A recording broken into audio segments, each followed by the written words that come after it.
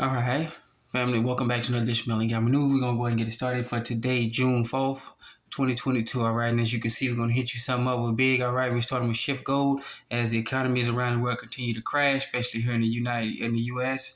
You see that there's a demand for American gold equal explodes. This is an article from shiftgold.com. All right, shiftgold.com. And as you can see here, more precious metal stocks, if you pay attention, have been going up and up and up.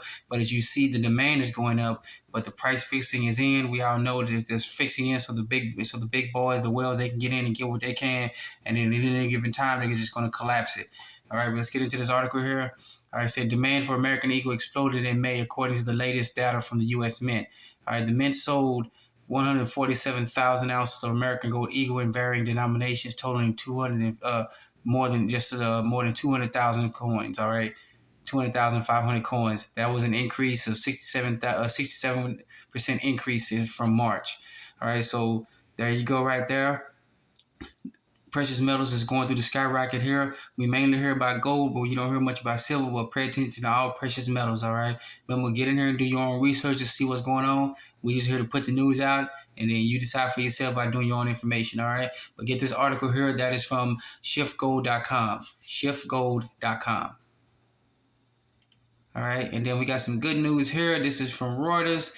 All right, and here we go. All right, U.S. to cancel all. Let me get this camera straight a little bit. Sorry about that. U.S. to cancel all remaining student loans used for the bankrupt Corinthian College. All right, so that's good news on the news front. Corinthian College. If you got a student loan from Corinthian College, go ahead and look into it to see what's going on. They're bankrupt, and if this is good news, this is all part of what we think it is. All right, and the series of Sarah about all this bad debt being canceled that never should have been installed on the people in the first place, all right? But go and get this article, United States Court of Bankruptcy. You see that picture right there? That should be a telling sign about what's going on with the bankrupt United States of America Incorporated, all right? And then get into here. The U.S. Department of Education on Wednesday said that it will cancel all remaining federal student loans used in an attempt used to attend any campus for the profit Corinthian College Inc. All right. Ooh, there you go right there. Corinthian College Incorporated. So is that a saying that all colleges are incorporated? That's something we got to do at this channel, do more research on. Do your research too and help us out in the comment section. Let us know if most colleges and universities in the country are incorporated. Because remember, there are for-profit universities and colleges. All right? Let us know about what's going on with that one in the comment section. All right, we're going to get this article. This is from Reuters.com. All right, Reuters.com. All right, and then we got some articles right here. This is from CNBC.com. All right, CNBC.com. All right, get the camera view straight for a second right here, okay? All right, Jamie Dimon says, brace yourself for economic hurricane caused by the Fed and Ukraine war. There we go, right there. When you got one of the major heads of the banking financial world, guess what? And he's saying, brace yourself. He has been putting out articles like this. It's just the latest and greatest article. This is from June 1st, 3 days ago, and I don't know what to tell you, folks. If you don't pay attention into the financial world, what these big head funds managers, these big bankers are saying, they're telling you outright, brace for shock, brace what's coming to the economy. You can go all the way back to the to the 1870 stock market crash in the United States. Then again in 1913 when it came about. You can even the 1929 crash, the 1987 crash, the inflation of the 70s, and all the way here right now. There have been people warning left and right, even people on the inside of these big bankers. But people listen to these talking heads in the media. They tell them, hey, this is what's going on. But this man Jamie Dimon literally got on CNBC, held an interview saying, brace for shock. It's about to get real. All right. Economic reality is about to crash coming home. All right, then later on in this broadcast, we have more about what's actually coming on, why the U.S. may be experiencing some of the things we going on. This is just our take on this channel here. But go and get this article. This is from CNBC.com, all right, CNBC.com. And then for here, we see about we go start going overseas because we done what we did with the U.S. now. Focus our attention on the overseas. You see Yuan-ruble trading explodes 1,000% in the latest challenge to U.S. dollar's dominance. All right, we said it here and we said it before. The U.S. has officially lost the world's reserve currency status, and we're looking for more news. But we're hearing rumors and sources that the yuan or the Chinese renminbi has now replaced the dollar as now the world's reserve currency. All right, don't quote us on that, but we're just going to do more research on it. If you can do more research on it for us and help us out as we're doing it both at the same time, we'll both help each other out. Post in the comment section on what you think about it.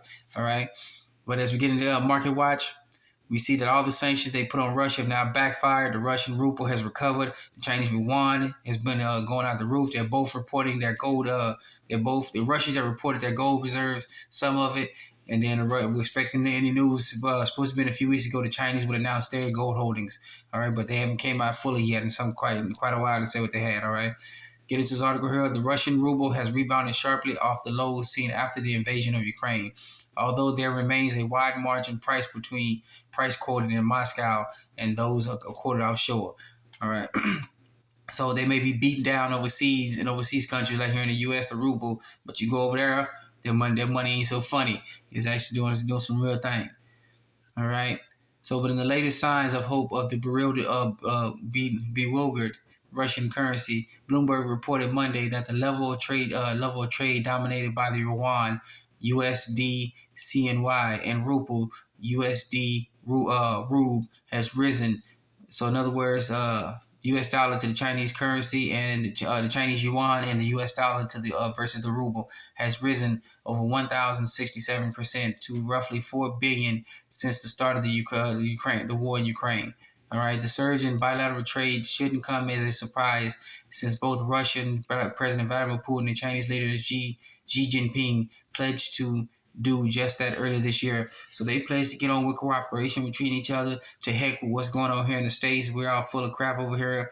All right, and they went ahead and did their own thing, and as you see the results, the sanctions mean absolutely buku. They went ahead and doing their own thing, and they see their currencies are both trading really, really high. Right. So go and get this article. This is from MarketWatch.com. All right, MarketWatch.com.